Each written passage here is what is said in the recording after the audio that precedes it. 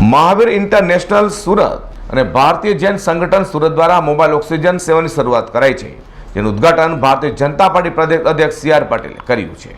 સુરતમાં કોરોનાએ કાળો કેર વર્તાવ્યો છે। જો કે હાલમાં કોરોના સંક્રમણ કાબૂમાં છે, ત્યારે કોરોનાની ત્રીજી લહેર આવે તે પહેલાં સરકાર અને તંત્ર સાથે સામાજિક સંસ્થાઓ પણ આગળ આવી કામગીરી કરી રહી છે। ત્યારે મહાવીર ઇન્ટરનેશનલ સુરત અને ભારતીય જૈન સંગઠન સુરત દ્વારા મોબાઈલ ઓક્સિજન સેવા શરૂ કરાઈ છે।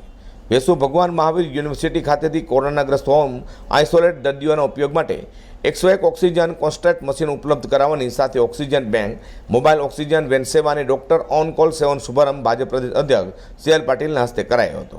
આખા દેશમાં અલગ અલગ લોકોએ અલગ અલગ રીતે સરકારને સહકાર આપવાનો પ્રયત્ન કર્યો છે અને ગુજરાત તો આમાં સૌથી પ્રથમ જ હોય છે।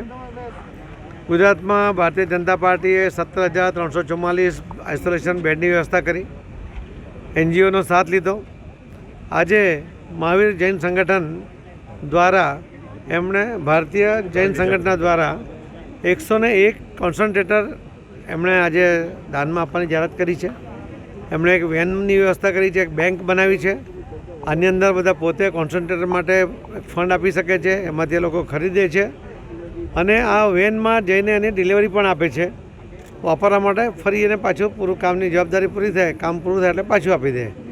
મને લાગે છે આવા નવતર પ્રયોગ જે કર્યા છે એમાં જૈન સમાજના અગ્રણીઓ પોતે અગ્રેસર હોય છે, નવી નવી આઈડિયા સાથે કામ કરતા હોય છે। ડૉક્ટર ઓન કોલની પણ એમણે વ્યવસ્થા રાખી છે કે જરૂર પડે તમે ડૉક્ટરને કોલ કરો, ડૉક્ટર આવી જશે। તો આ રીતની વ્યવસ્થા કદાચ આખા દેશમાં, ગુજરાતમાં પહેલાં આ જૈન સંગઠન દ્વારા થઈ છે। ભારતીય જૈન સંગઠનને હું ખૂબ ખૂબ અભિનંદન આપું છું અને આ રીતે સેવા કરતા રહે એવી અપેક્ષા કરું છું। ધન્યવાદ। દ્વારા પીએમ સરને મ્યુકરમાઇકોસિસને લઈને રજૂઆત કરવામાં આવી હતી, શું રજૂઆત હતો ને કેવી રીતે ફૂલફિલ થયું છે? મ્યુકરમાઇકોસિસને કારણે જે સ્થિતિ ઊભી થઈ હતી ને ઇન્જેક્શનની અછત હતી, મેં આદરણીય પ્રધાનમંત્રી મોદી સાહેબને રજૂઆત કરી હતી। એમણે તરત જ સૂચના આપી અને ગઈકાલે સરકાર પાસે એનો સ્ટોક આવી ગયો છે અને આ ઇન્જેક્શનની જરૂરિયાત પૂર્ણ કરવામાં આવશે, કોઈને એની અછત નહીં થવા દઉં એવું એમણે મનસુખભાઈ માંડવિયા જે મંત્રી છે એમણે મને ગઈકાલે ફોન પર પણ વિશ્વાસ અપાયો છે। મહાવીર ઇન્ટરનેશનલ સુરત અને જૈન સંગઠન સુરત દ્વારા આયોજિત કાર્યક્રમમાં સુરતના સાંસદ દર્શનાબેન જદોસ, મેયર હેમાલીબેન બોગાવાલા, ધારાસભ્ય હર્ષ સંઘવી, જંખના પટેલ અને મનપા સ્થાયી ચેરમેન પરેશ પટેલ સાથે જૈન અગ્રણી ઉપસ્થિત રહેવા પામ્યા હતા। અઝર કુરેશી સાથે પ્રકાશવાળા, G10 ન્યૂઝ।